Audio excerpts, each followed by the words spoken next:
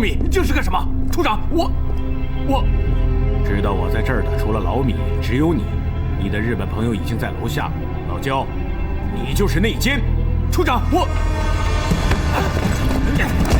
啊！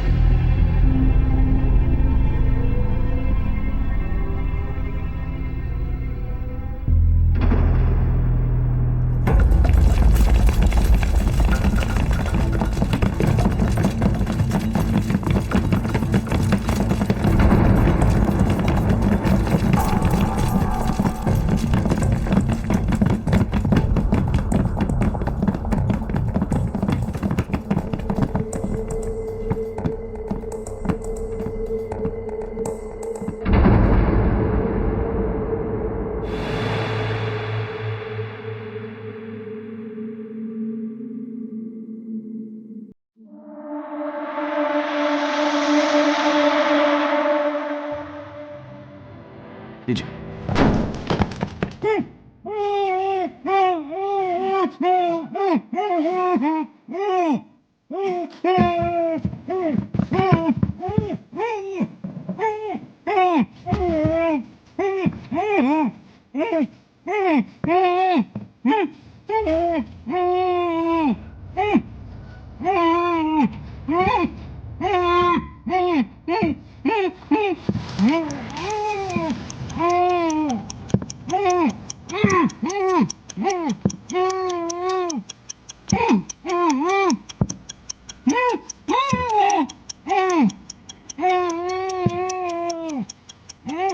别动！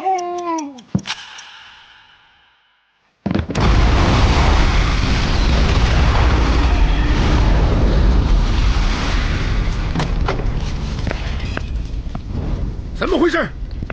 到底怎么回事？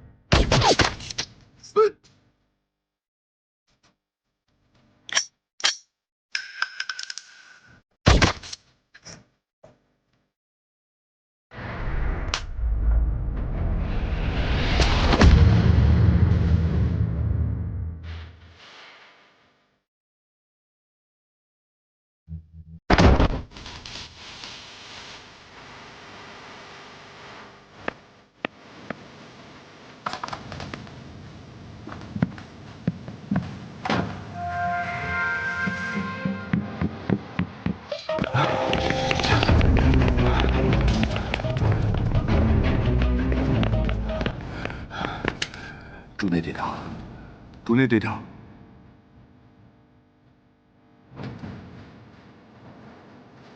竹内队长，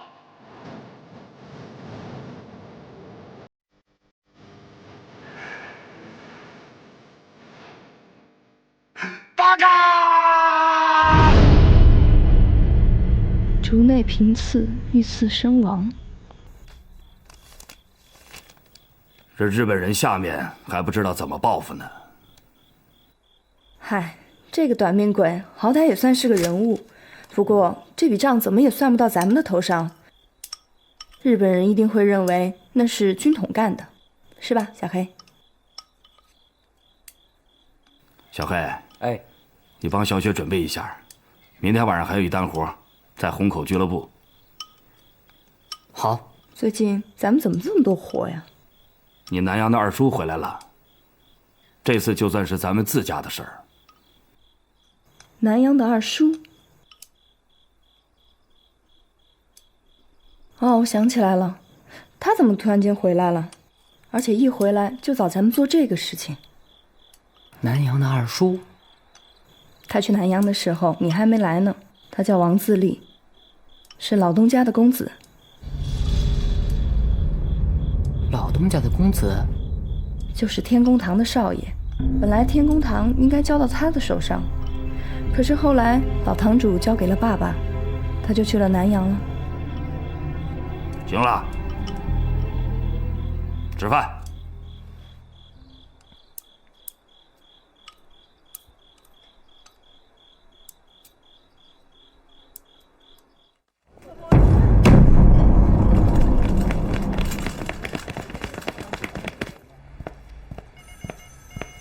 请。你去吧。是。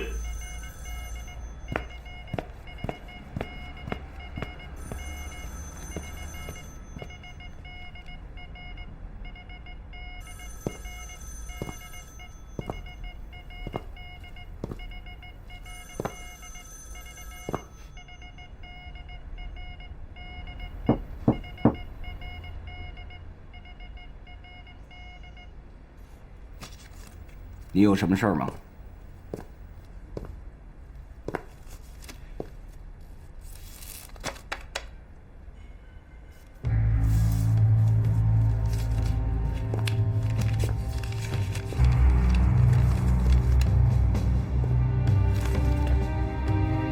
支天队长，我已经接到命令，宪兵队全体人员正在等您上任。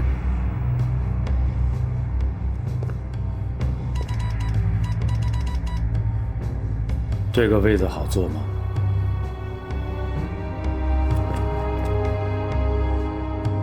走吧，带我到竹内军殉职的现场看看。我已经整理好了所有现场资料，你要不要先看一下？现场会出现更准确的资料。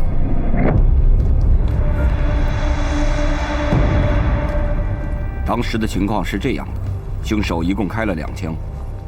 竹内队长就倒在这里。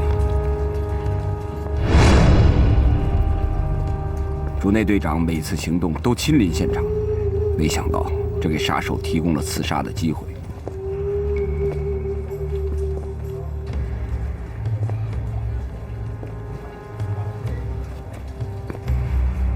2枪中，其中1颗子弹穿过竹内队长的体内，留在了这里。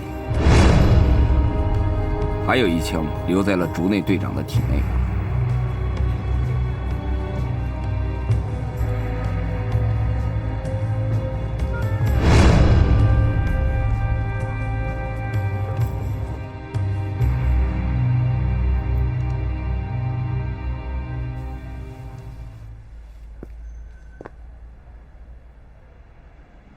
这是7.62凸底圆锥形弹壳。凶手用的是莫辛纳干步枪，苏联枪。住客的身份查到没有？已经查过，住客用的是假身份。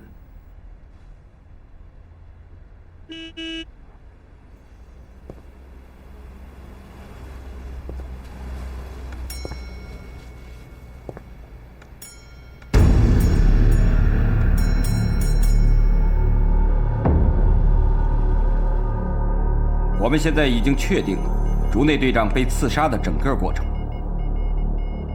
他们非常了解竹内队长，他们针对竹内队长总是亲临一线指挥工作的习惯，设下了现在这个陷阱。他们首先利用我们在军统内部的线人给我们传的消息，说军统负责人会出现在联华饭店，用来引诱竹内队长带队亲自抓捕。接着他们抓捕了我们的线人，并在现场布置好了炸弹。为了保险，他们在外围同时安排了枪手，设下必死之局。我有一个疑惑，这样的一场军事行动，军统为什么会使用少见的苏联步枪？这不是中国军队使用的制式武器。军统应该不会出现武器短缺的问题吧？中国军队武器一向混杂，他们各种地方势力武器来源完全不同。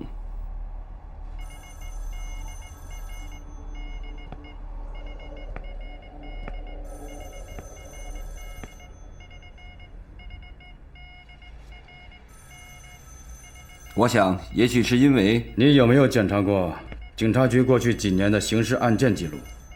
刑事案件？没有。我正在调查军统的资料。请打开思路。把军统记录和警察局过去几年的刑事案件仔细过一遍，把所有的使用这种武器和刺杀手段的案子都给我调出来。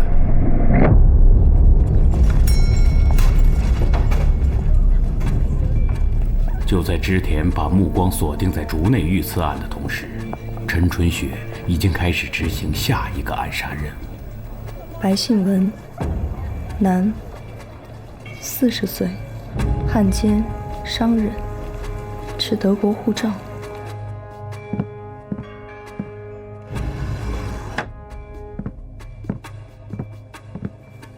那个王自立怎么还没到啊？会不会出什么事儿了？他约我的时候倒是提到了，说有可能晚点到。他知不知道我们订的这批药品是给苏北的？当然不知道，要知道的话，他哪敢卖给我？再说了，他只是负责把货从南洋运到南京，剩下的事儿跟他也没关系。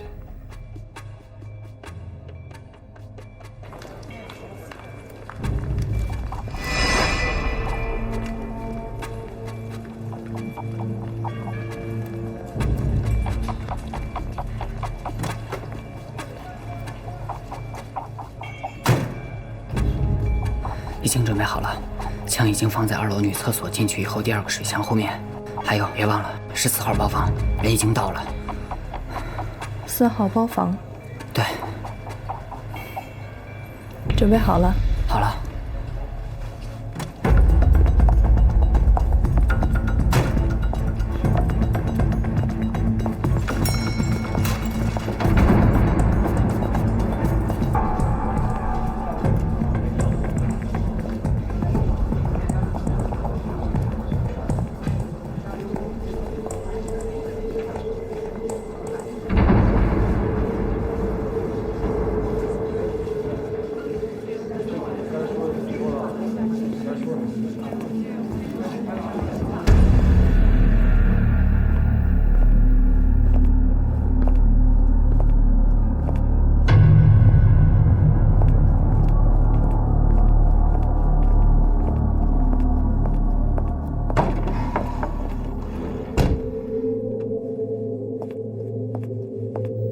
谁呀？有人？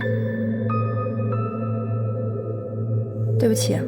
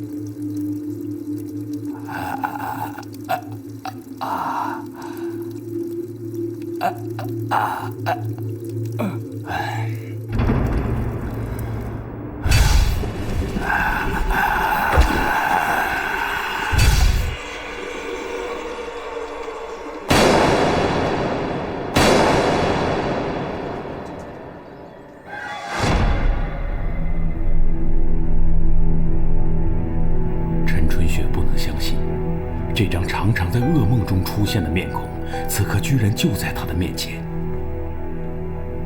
对，就是这个人。10年前父母被杀的那一刻，他见过这张脸。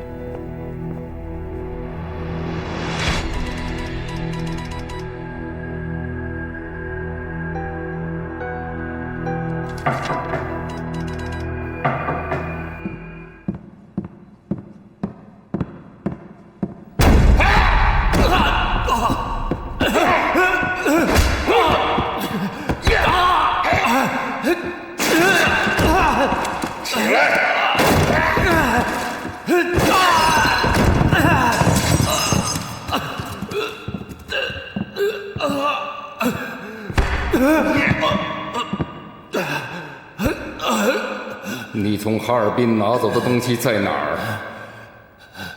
你们是什么人？快说！我问你藏在什么地方？我听不懂，你在说什么？我不想多听你的废话。你想活命，就赶快说出来，藏在什么地方？我不知道你在说什么。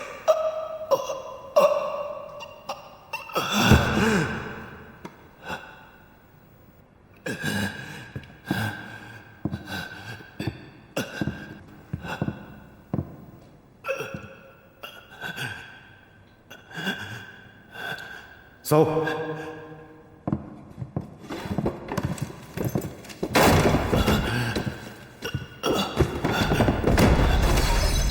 小雪就藏在衣橱中，透过门缝，她看到了这群人折磨父亲的整个过程。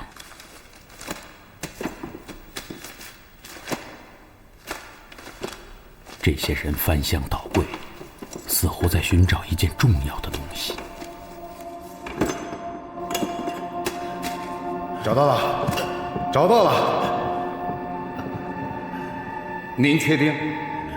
我确定。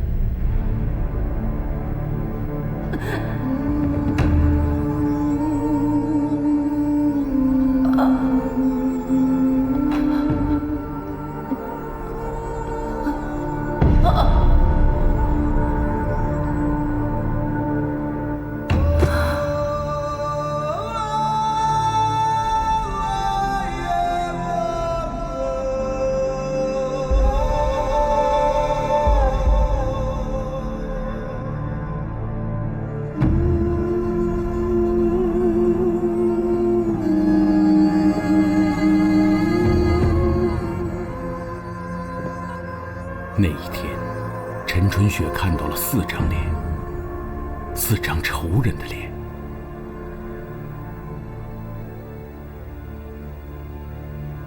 陈春雪知道，烈火般的仇恨将会伴随他的一生，知道这烈火将仇人的面孔烧成灰烬。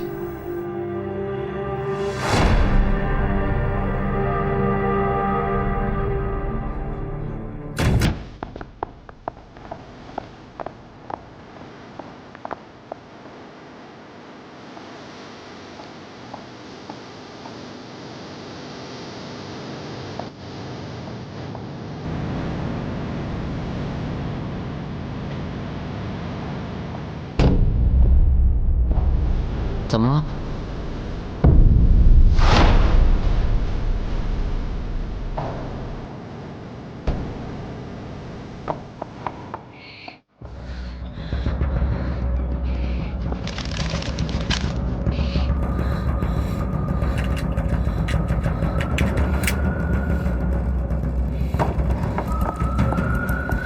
怎么回事？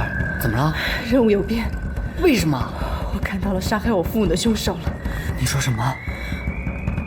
我看到了杀害我父母的凶手。你能确定？这张脸我记得，我永远不会忘记。你就知道惯我，我要是喝醉了呀，就不好玩了。这话说的啊！别动！什么人？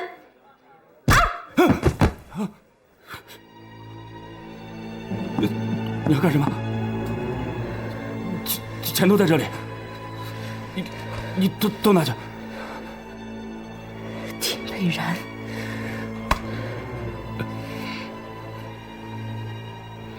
你们胆子也太大了，这里到处都是警卫，你们不就是想要钱吗？这些钱都拿去。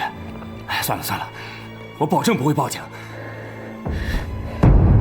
这张脸你应该很熟悉吧？10年前，徐汇路15号，陈教授一家被害。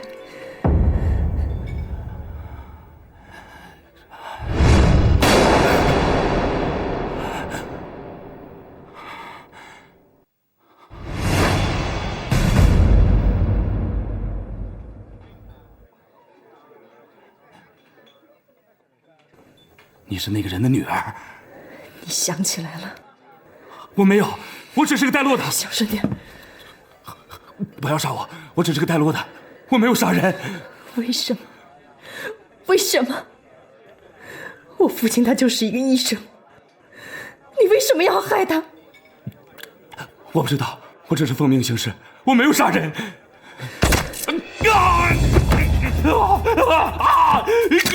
闭嘴！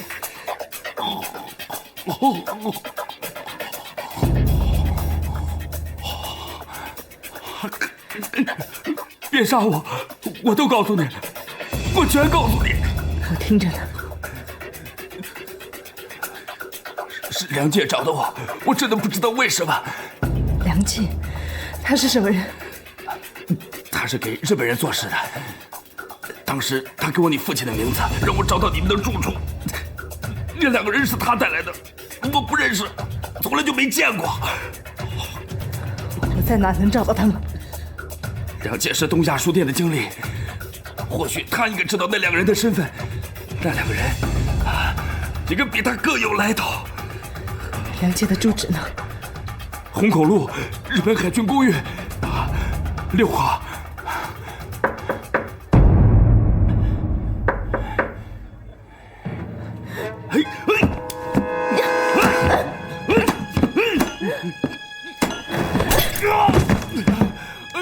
先生，我进来了。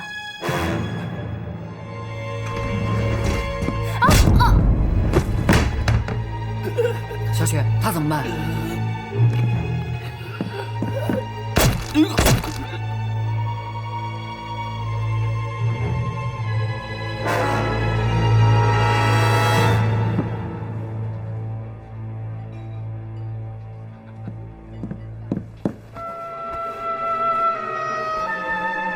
走。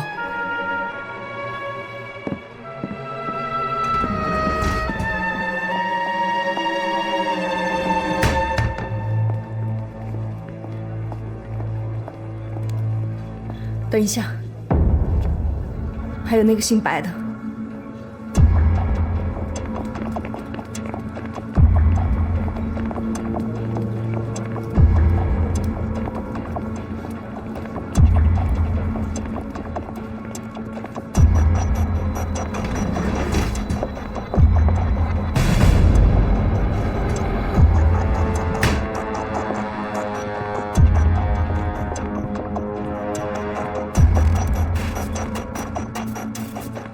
人走了。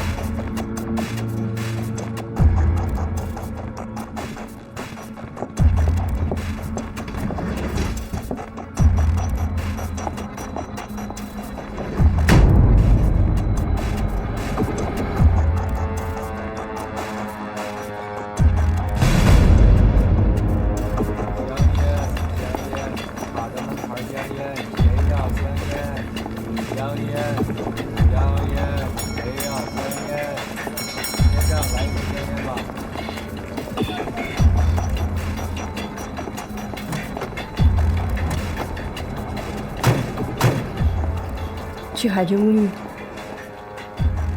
什么？去海军公寓。小雪，咱们是不是回去跟老爷商量一下？现在都几点了？里面躺着个死人呢，警察马上就要到了。你现在让我去跟我爸商量，我有那个时间吗？不是，小雪，你听我说，我的意思是……小黑，我不想跟你解释这么多。你要么开车，要么下车。告诉你，就算我爸不同意，我也要去。我要找到梁介，挖出真凶。如果他们发现田佩然已经死了，我就再也没有这个机会了。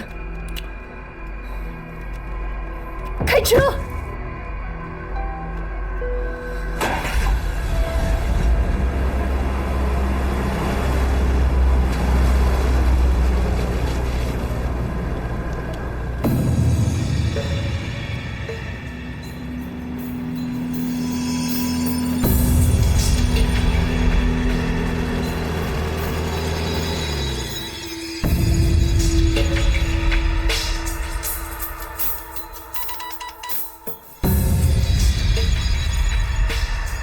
你不会就这么冲进去吧？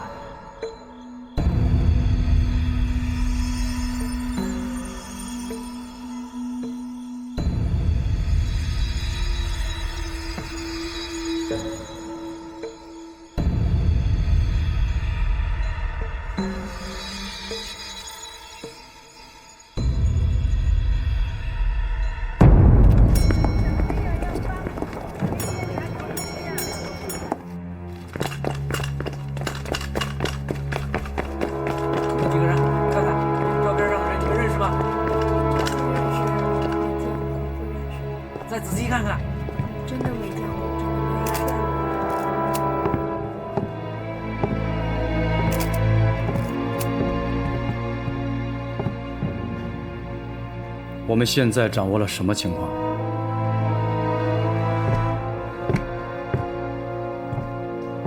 死者叫田佩然，是上海卫生署的专员。另外一个死者是这儿的服务员。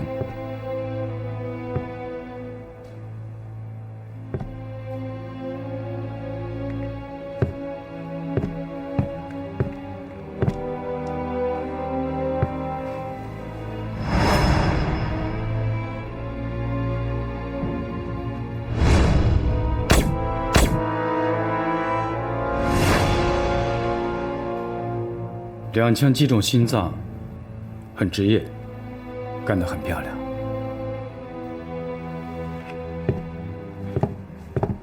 这儿还有1枪。看来死者生前被人逼问过什么。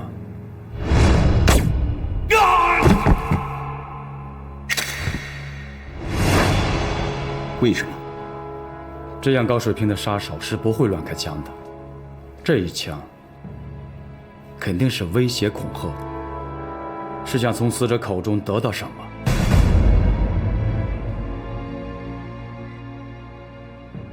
死者生前肯定和凶手进行过激烈的搏斗。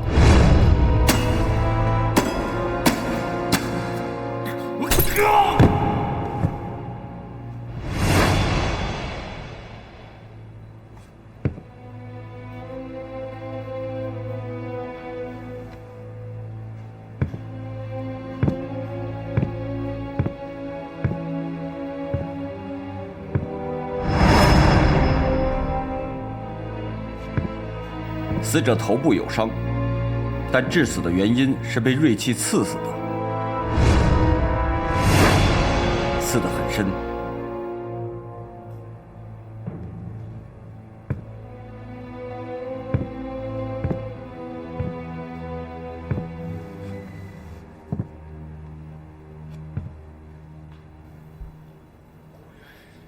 服务员进门送酒，惊动了凶手。杀人灭口。可是他为什么没有用枪呢？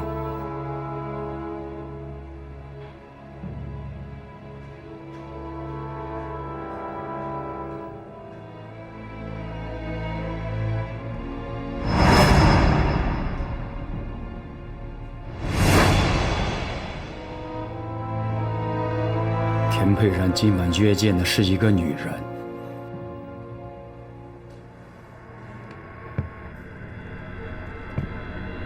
立刻查找这个女人！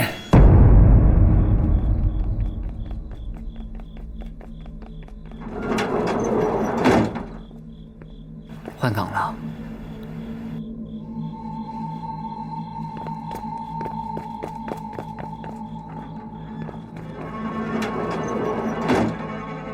前面肯定不好进，你怎么想？从后面翻墙进去。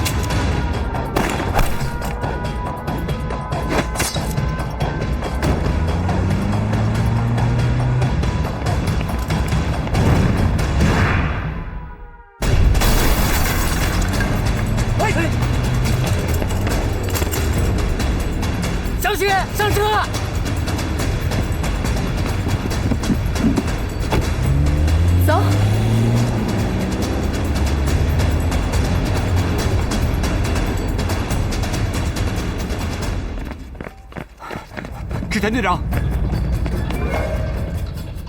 刚刚接到消息，海军公寓遭到袭击。什么？上车！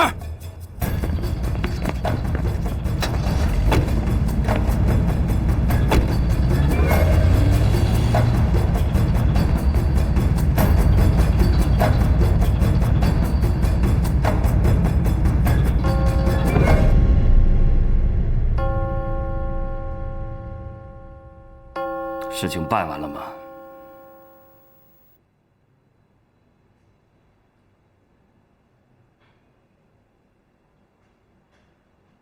我先去洗个澡。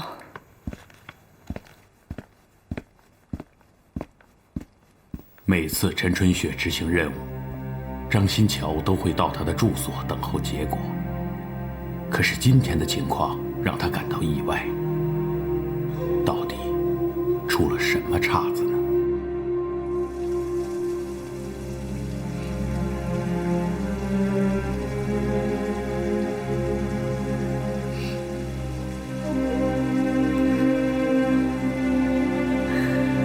陈春雪去海军公寓抓梁介，是为了通过他找到另外2个仇人。可是，他没有想到自己会意外杀了梁介。陈春雪为自己的失误而懊悔。梁介死了，追查其他仇人的线索也就断了。陈春雪不敢相信，他苦苦等待了10年的复仇机会，就这样毁在了自己的手里。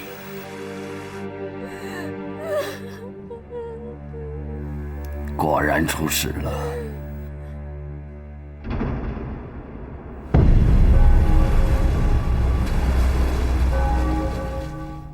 这是案发现场的照片。虹口俱乐部案，我们是9点17分接到报警。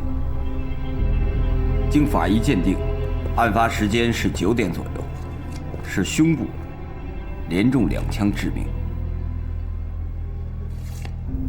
海军公寓案，死者一共14个，其中6号房间的死者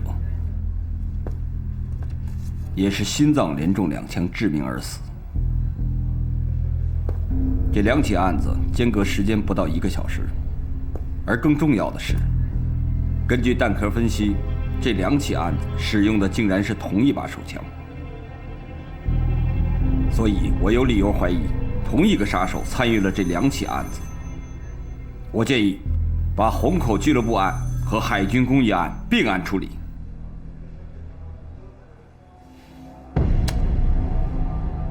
我认为竹内君与此案也可以同这2个案子并案办理，因为竹内君也是被2枪击中心脏殉职的。虽然凶手使用的武器不同，但手法很相似。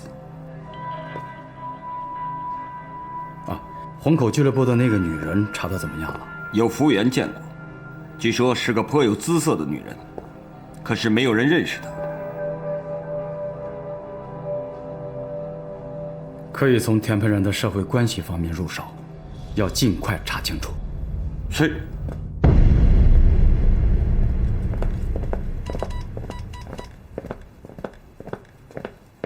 站住，把东西放下。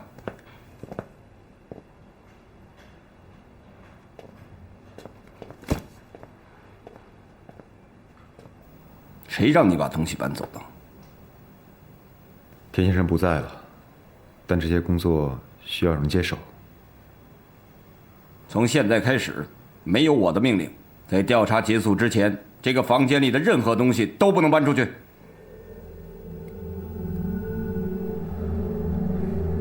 你出去吧。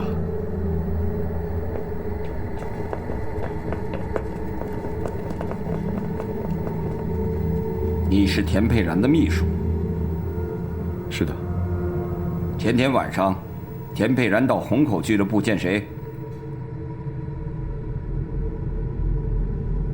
老板的事情，我不是很清楚。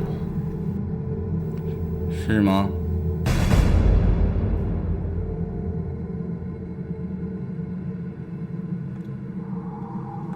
在田培然死前1周，他行踪比较诡秘。有一天，我在河滨餐厅用餐，见到他和一个女人在一起用餐。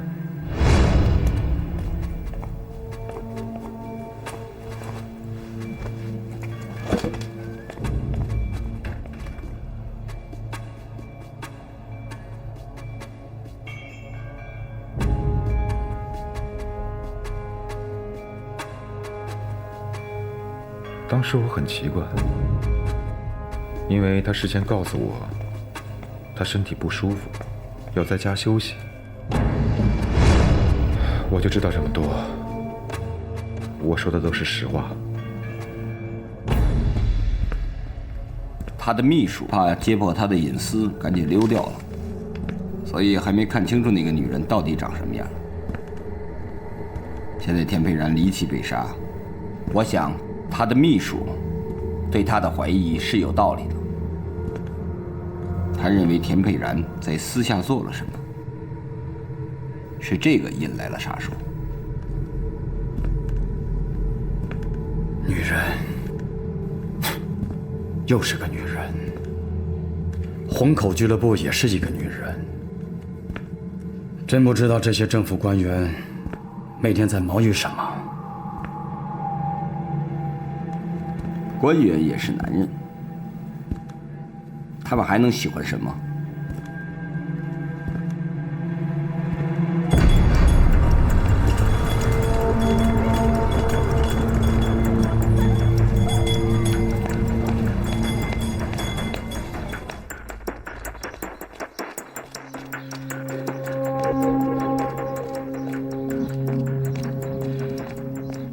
老爷，有麻烦了。怎么了？虹口俱乐部那边传出来的消息说，日本人他们发现在小雪的刺杀现场曾经有一个女人出现过，后来这个女人就不见了。日本人怀疑她是刺客，现在正在全力追捕。对了，听说那里的服务员已经被日本人带去给那个女人画像了，你说他会不会看到过小雪呢？小雪怎么就没跟我提起过这个女人呢？他们怎么这么不小心，还留下了活口？哎呀，可不能让日本人找到那个女人。这个报上有什么消息没有？啊，我还没来得及看，全都在这儿。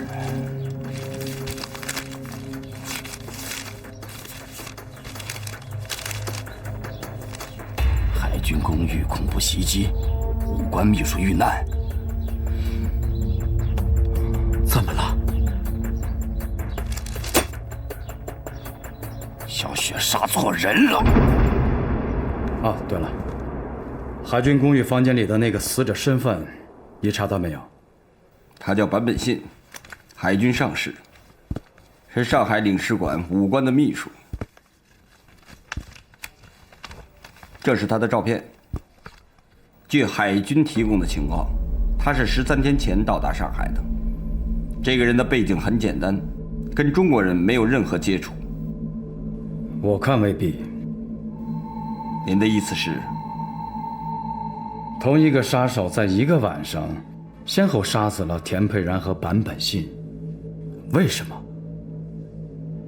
如果这两者之间没有关联，我很难信服。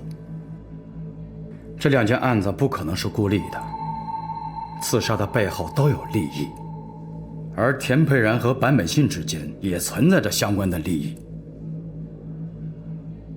所以我们一定要搞清楚死者的周边和背景，才能帮助我们找到共同的利益。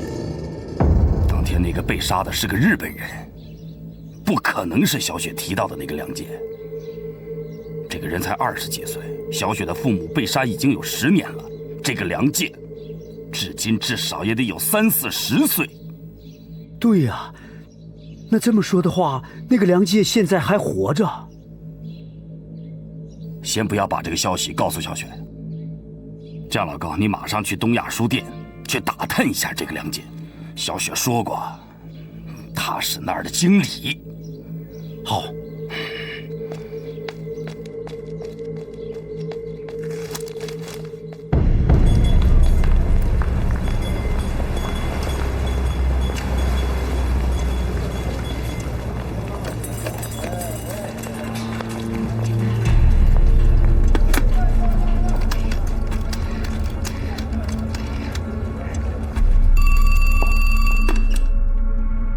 喂，是东亚书店吗？是。啊，请问梁介经理在吗？梁介家里有事，他现在不在上海。不在上海？哎，请问那他什么时候回来？哎呦，这个我们就不太清楚了。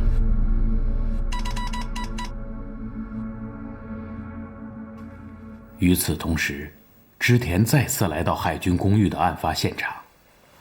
他不明白的是，一个初来乍到的年轻海军上士，为什么会成为刺杀的目标？这个版本信背后，究竟隐藏着什么样的秘密呢？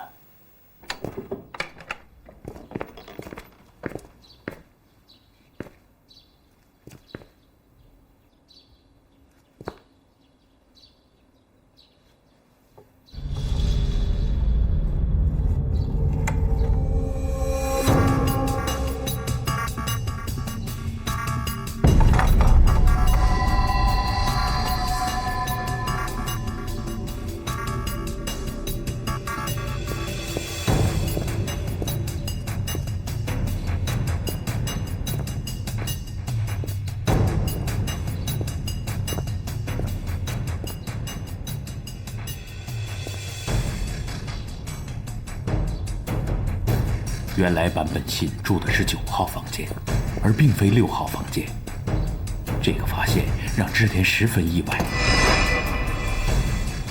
他立刻想到，凶手会不会是冲着住在6号房间的访客去的？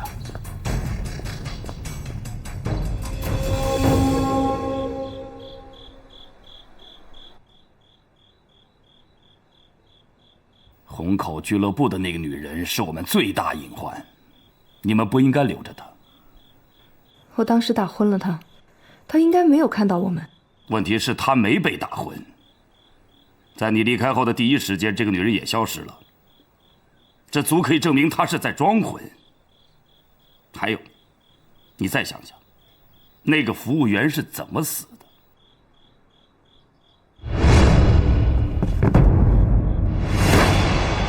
当时。那个服务员是小黑打昏的，还不至于死啊。我们走的时候，应该是那个女的和服务员是活着的，不会是那个女的杀了服务员吧？也就是说，他看到了你们。现在日本人到处在找他，而且找人画像。我们一定要抢在日本人之前找到这个女人，除掉这条线索。你再给我好好想想，还有什么其他方法能找到这个女人？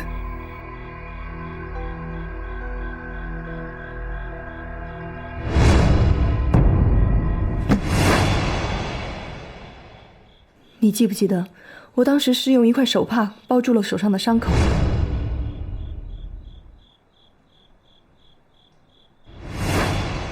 这块手帕有可能就是那个女人的东西。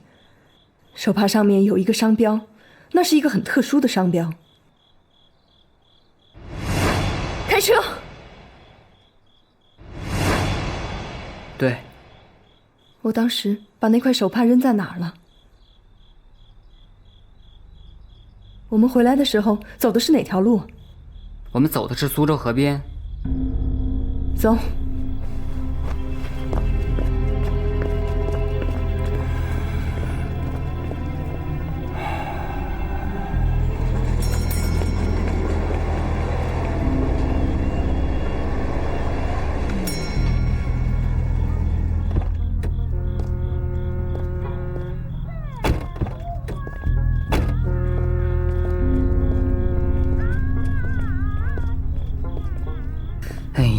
这也太黑了，也许手帕上的商标根本说明不了什么。但是那是我们唯一的线索。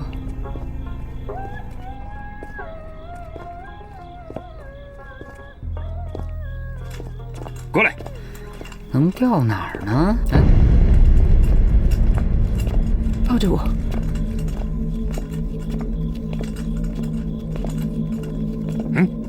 什么人？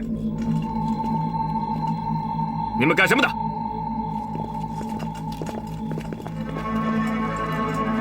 哟，花姑娘，过来，过来，过来，让皇军看看，不错嘛，细皮嫩肉的，我看看。不错呀。走吧，走吧，啊，走了啊，快走，让我看看。哎呀，走吧。花姑娘不错嘛。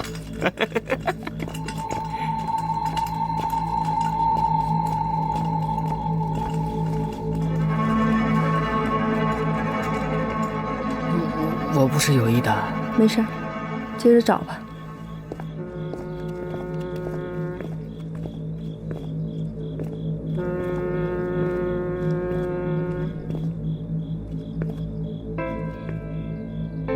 在这呢。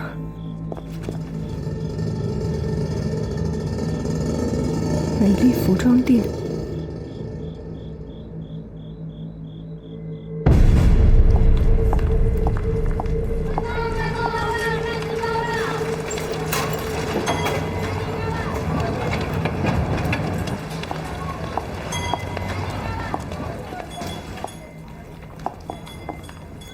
小姐，你要买点什么？我随便看一下，请随意。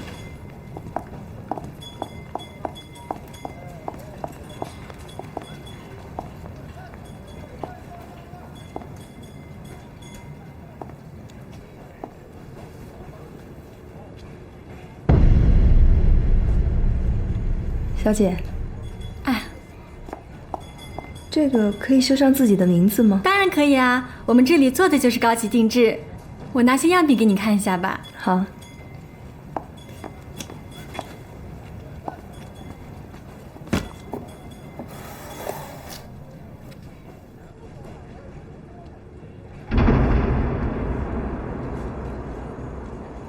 这个很漂亮，这是我们老板专门给自己设计的，很多客人都说漂亮呢。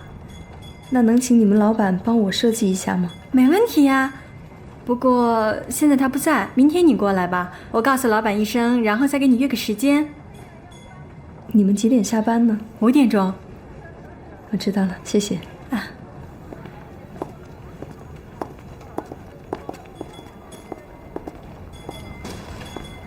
欢迎再来。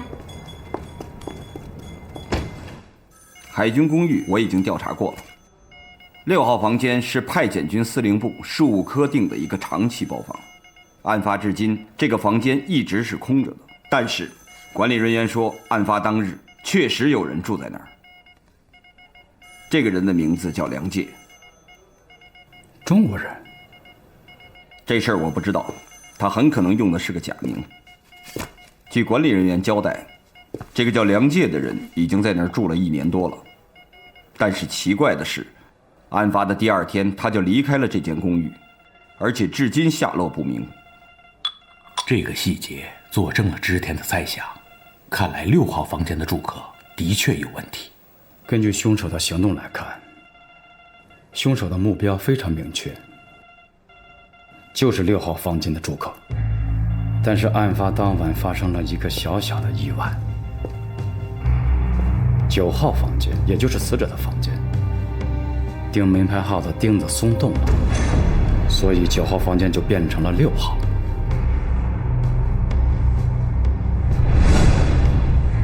所以我们可以断定，坂本信之死纯属意外，凶手的目标就是6号房间的梁介。马上查清楚这个梁介。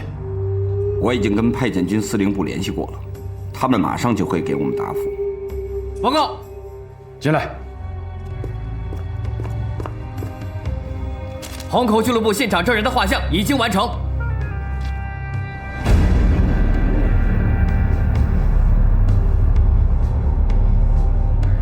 见过这个女人吗？好像见过。知道她是什么人吗？这个，我只能说她有点像，但是我不敢肯定。你在哪儿见过她？她好像是一个服装店的老板，好像是姓夏。田先生经常上他的服装店定做西装。服装店？美丽服装店，对。他的店名好像就叫美丽服装店，在英租界。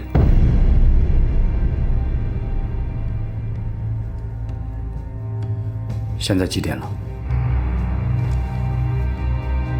差10分钟5点。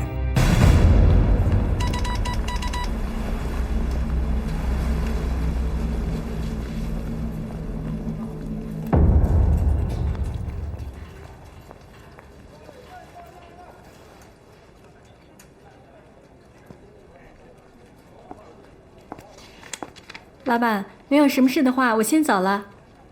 你先回去吧。哎，阿梅，你等一下。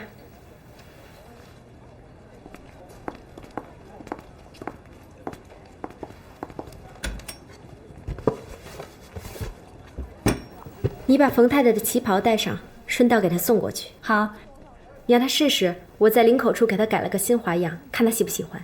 这个还用担心吗？去吧。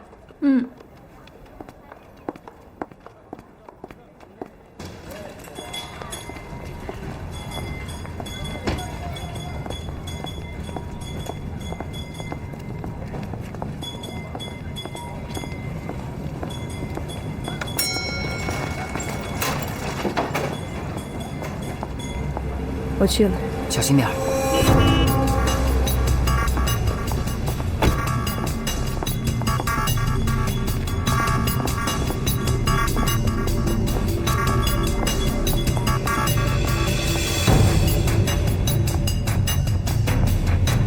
又有什么事儿啊？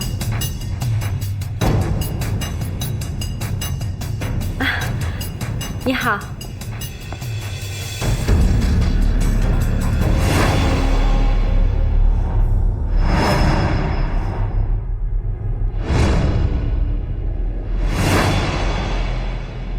你好。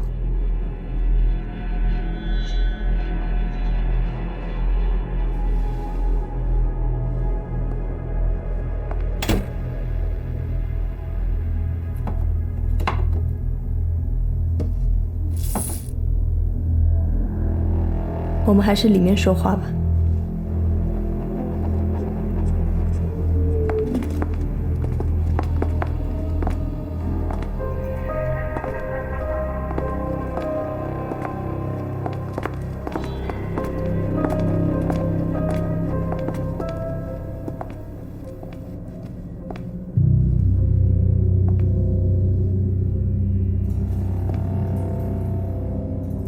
你认出我来了？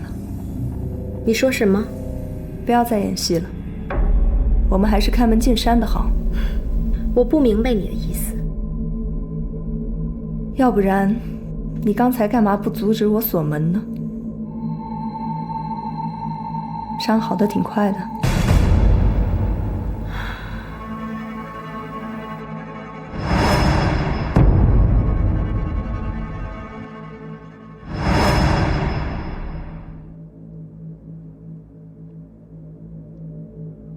你是怎么找到我的？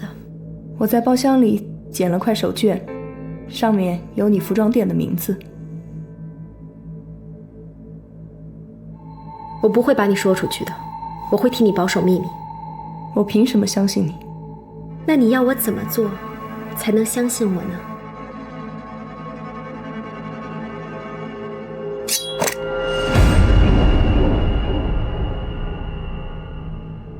枪可比刀子快，我劝你还是把刀放下吧。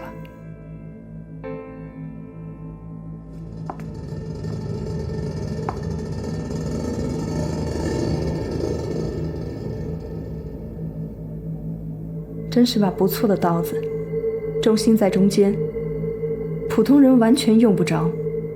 看来你不是一般人。你不想听听我的故事吗？我不想。跟我有关系的，只有你的生命。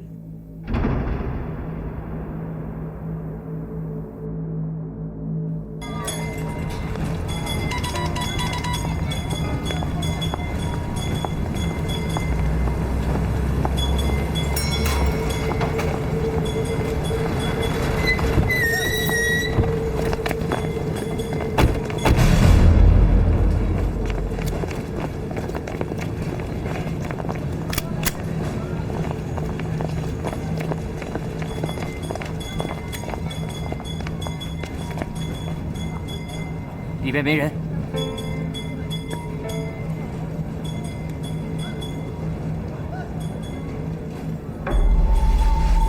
接着敲。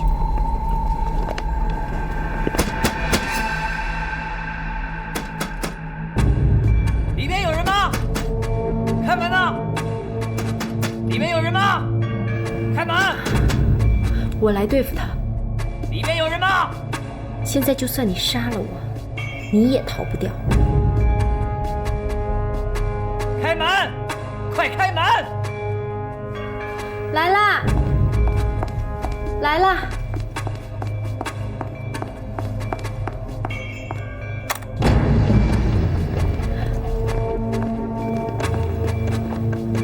你们是？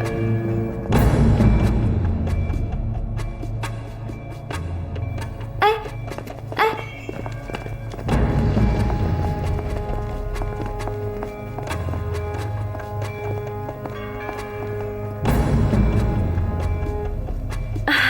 这是我的客人，我们正在商量做衣服的事情。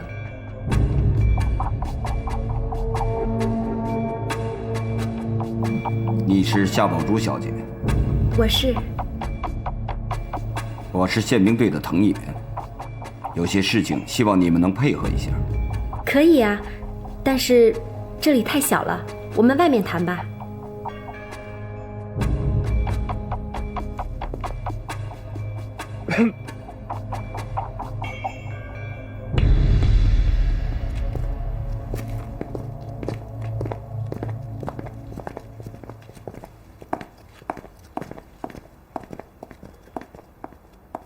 夏小姐，你认识一个叫田佩然的人吗？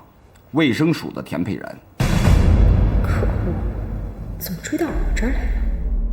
认识啊，怎么了？他死了。什么？他被人谋杀了。不可能！怎么会这样？我们大前天晚上才见过面的。这个我们知道。他就是那天晚上被人谋杀的。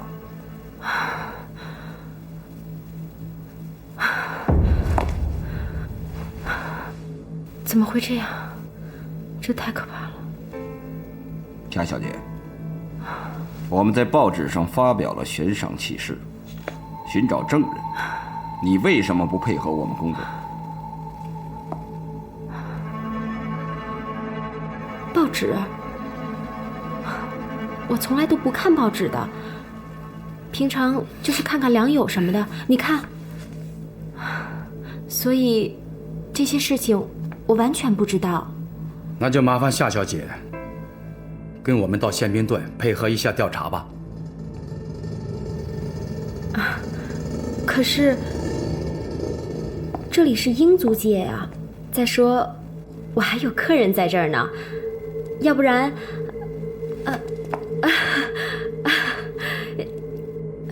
那这样吧，我去跟客人说一下，你们等一下啊。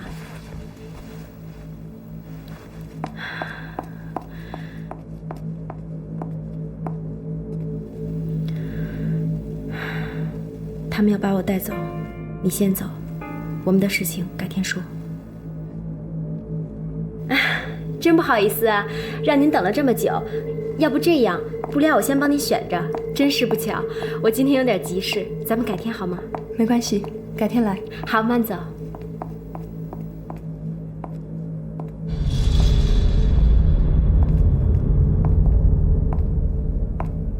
等一下。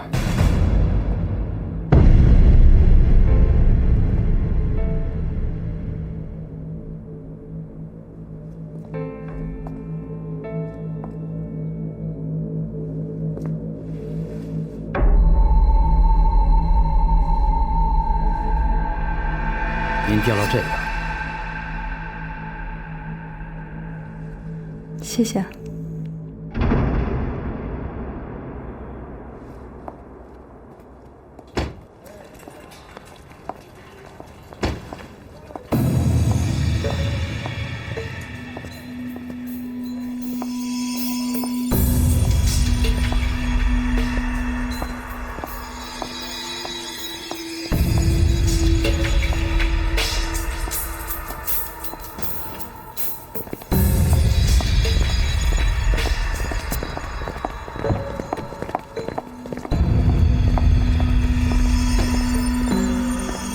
留2个人搜查一下，看看还有没有其他问题。是。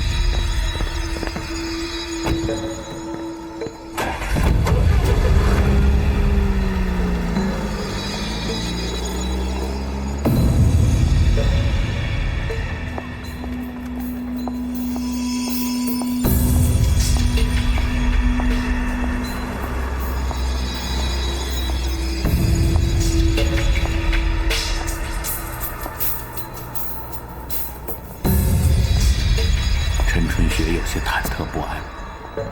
这个女人虽然充满了敌意，但是却没有向日本人告发她。为什么？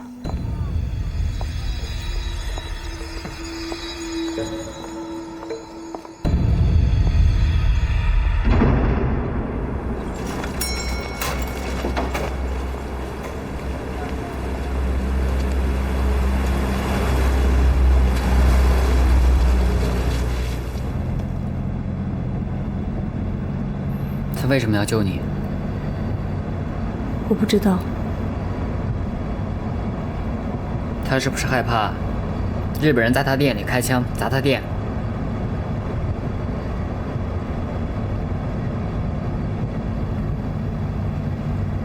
不过这次，他可是踏踏实实的看清楚你的脸了。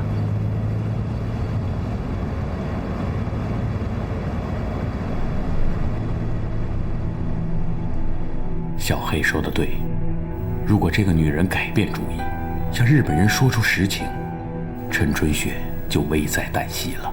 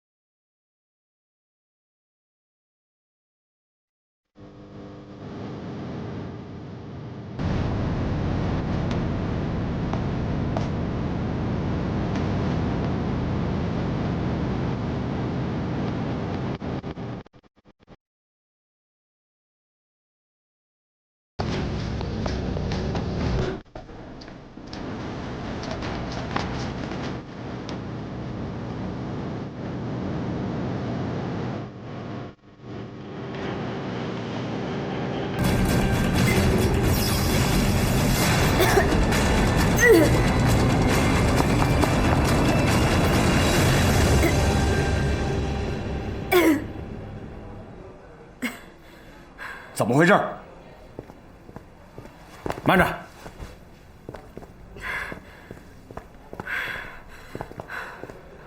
夏小姐，没事吧？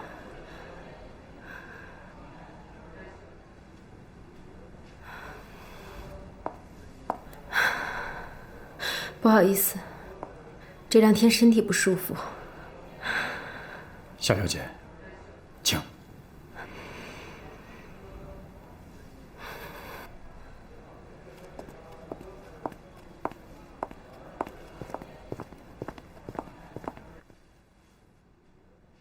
夏小姐，请你跟我们讲一下那天的经过好吗？那天，田先生请我吃饭。是几点钟？8点半。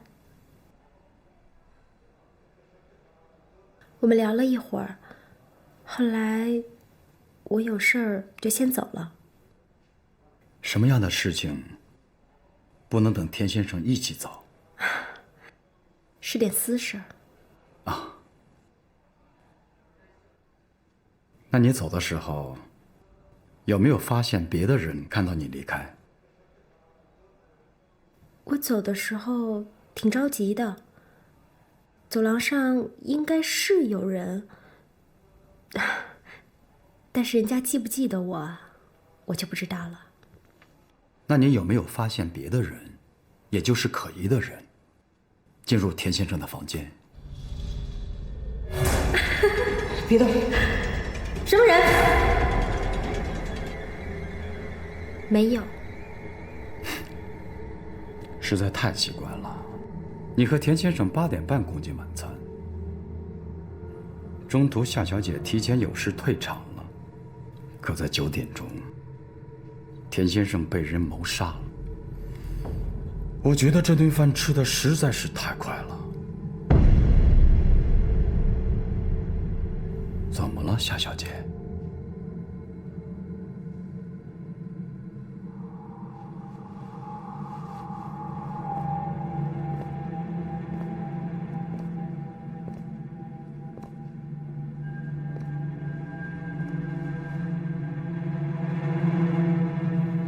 夏小姐好像是受伤了，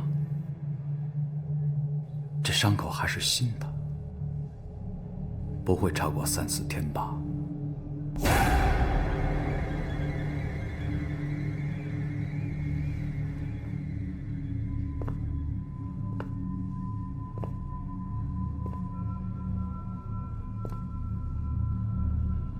夏小姐，只要你把那天的经过如实的告诉我，我不会太为难你。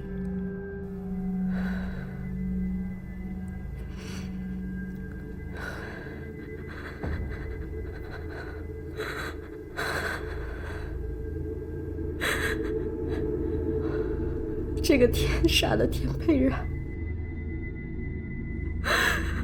他说要娶我，原来他一直都在骗我，他骗我的财，骗我的色，我还傻乎乎的给他当枪使。他本来说要给我名分的，可是他现在又反悔，所以我跟他吵，没想到他就动手打我。你看，你们看，这是他打的，这是他打的，你知道吗？他居然动手把我打成这样子，我真是瞎了眼。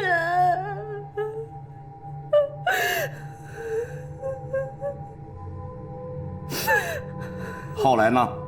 后来？哪还有什么后来？我算是看透了，他耽误了我的青春，败坏了我的名声，我不会在他身上再浪费1分钟时间了，所以我跟他彻底分手了。太可恶了！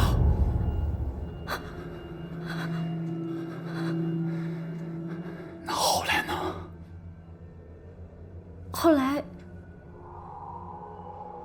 后来我就头也不回的就走了。